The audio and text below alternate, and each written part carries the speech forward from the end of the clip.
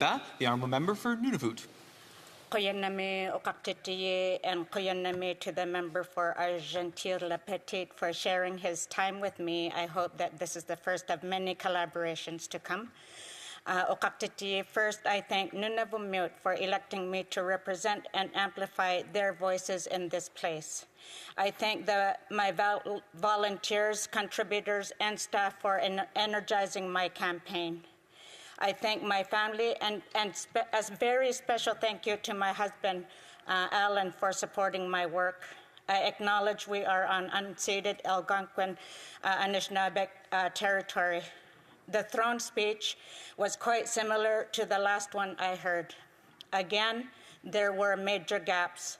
We heard nothing on healthcare, on nonprofit and Indigenous housing, on the TRC calls to actions and MMIWG calls for justice.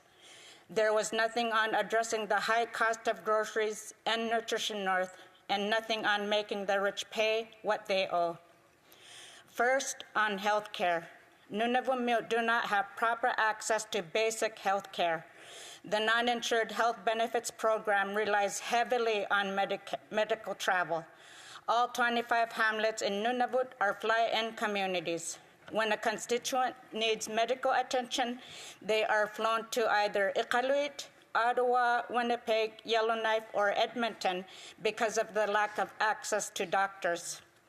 I represent the largest electoral district in the world. Nunavut is more than 2 million square kilometers. It is 8 times larger than the United Kingdom, and there is only one hospital. As a result, Nunavut must travel to southern locations for medical attention. Instead of building capacity for healthcare within Nunavut, this federal government has decided to subsidize the airlines who are making huge profits from medical travel. Elders are unable to age at home. As we age, we often require more medical attention. Too many times, elderly Nunavut are exiled to institutions in the South. They are taken from their familiar surroundings and diet and forced to live without culturally appropriate care. This is a horrible way to live out the last years of their lives, especially of these elders who have already experienced genocidal policies like residential schools, dog slaughters, and forced relocations.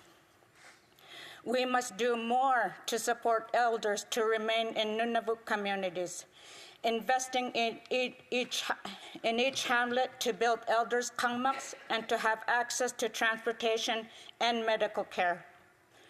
The federal government is responsible for funding the non-insured health benefits program, but this Liberal government continues to fail to transfer the funds in a timely manner. The government of Nunavut is forced to use their own meager funds to ensure medical care continues. They cannot prioritize building schools, long-term care facilities, or more homes because they are subsidizing the federal government. The Nunavut Minister of Health is frustrated by the shortfall in federal funding and by the federal government's refusal to negotiate in good faith. Without a proper negotiated agreement, the territorial government cannot prioritize its own agenda. Chronic underfunding investments in Nunavut and Inuit are the reality before Nunavut was created in 1999 and remains as such today. The throne speech said transfers to territories will be maintained. This is completely unacceptable. Maintaining transfers to the territorial government means no increases, even when the cost of everything is on the rise. The cost of living are exacerbated by the lack of infrastructure for airports and marine ports. A recent example of how much longer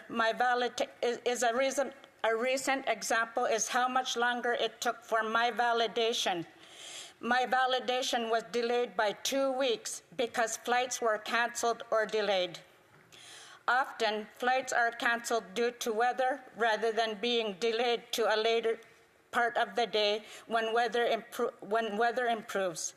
The Cambridge Bay Airport runway is not paved. This causes mechanical challenges for airplanes and impacts the flight schedules. How can this government talk about Arctic security and defense when it won't even invest in paving airport runways? The lack of transportation infrastructure impacts the cost of living.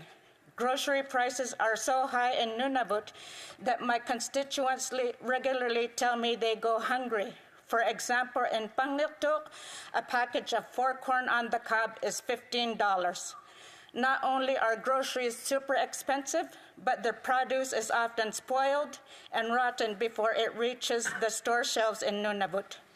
I was in Grise Fjord in March of this year. The potatoes for sale had already begun to sprout, and the lettuce was brown.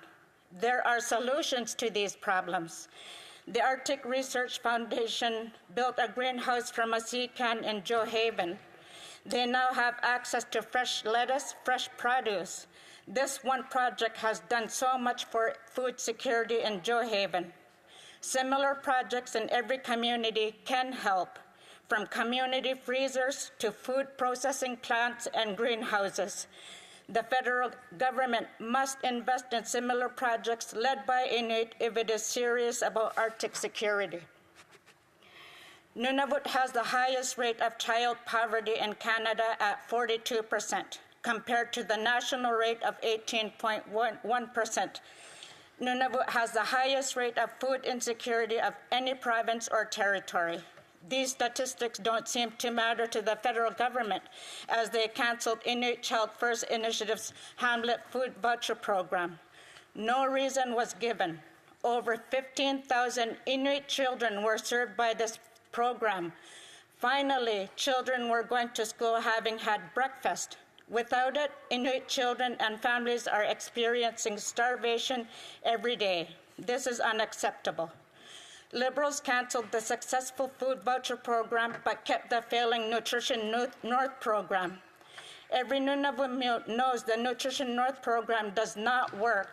Instead of revamping it, the Liberals appointed an Inuk to review the program.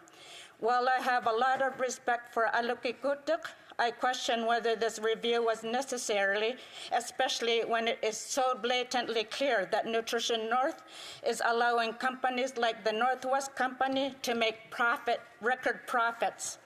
The government is ignoring Nunavut. The government is ignoring Indigenous peoples. As the Member of Parliament for Nunavut, I will continue to raise the voices of Inuit and Nunavut in this place, to address the chronic underfunding of the territory, to protect Inuit children and families, and to build infrastructure and housing that is so desperately needed in Nunavut.